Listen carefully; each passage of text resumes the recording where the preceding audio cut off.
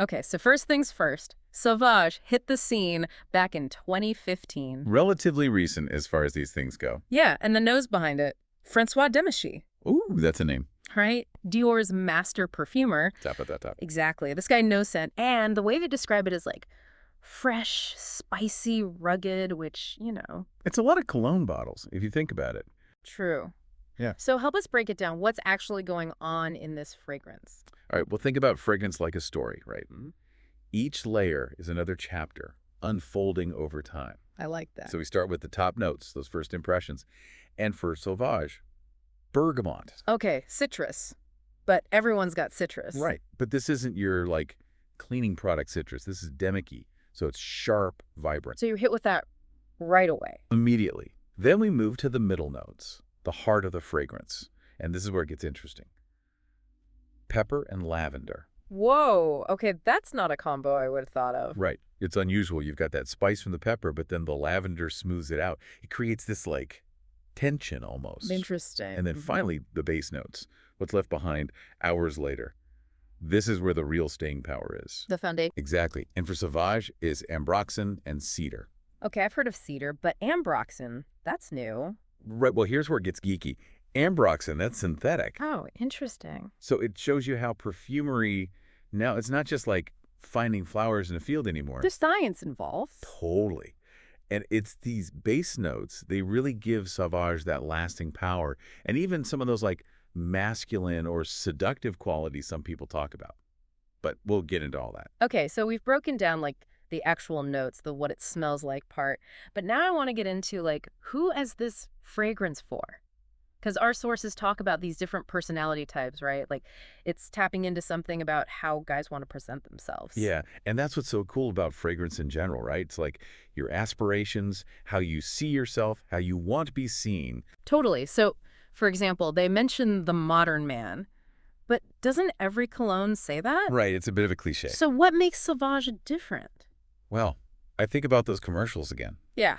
The whole Johnny Depp thing. It's not just the smell, it's the whole vibe. The desert, the whole rugged. Exactly.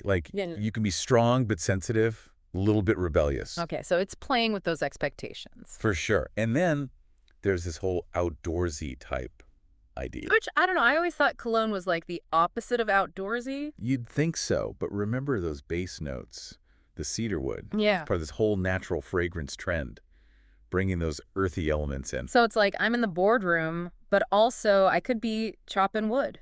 There you go. Which I guess that's the everyday guy too, right? Yeah. Yeah, it's not too much. You could wear it anywhere. Work, out with friends. Speaking of which, our sources mention date night too. Is there anything to that, certain scents being more attractive? Oh, absolutely. Our sense of smell is so primal, tied to memory, emotion. Wow. Okay, so there's science to this. Yeah. Remember that ambroxan we talked about? Mm-hmm.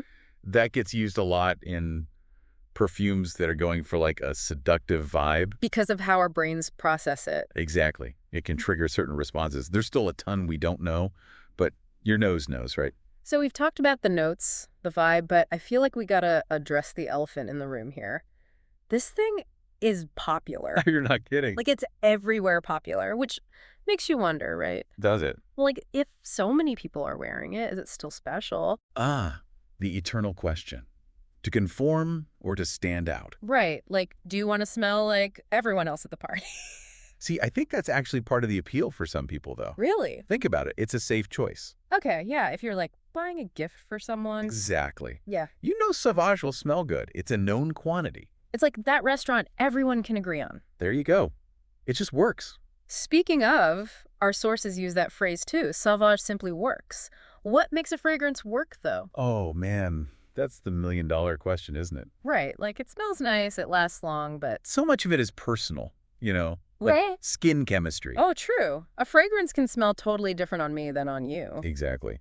And then there's occasion, what works for a date night. Might not work in the office. Exactly.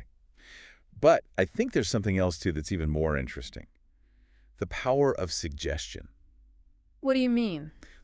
Our brains are so easily influenced, right? If we see those cool Johnny Depp ads. We're already expecting to like it. Right. Or We hear it's popular, so we think, oh, it must smell good. It's a self-fulfilling prophecy almost. That's kind of wild when you think about it. Totally. It's not just about the scent itself. It's everything we associate with it. So are we saying Sauvage might just smell like expectation? Maybe. That's for you to decide. Ooh, good one. Deep divers, you hear that. We've gone from bergamot to brain chemistry today. That's how we roll. It's a journey. It really is. So, next time you smell Sauvage, think about it. What does it mean to you? Have your own experience. And tell us about it. That's it for this steam dive. Until next time, happy smelling.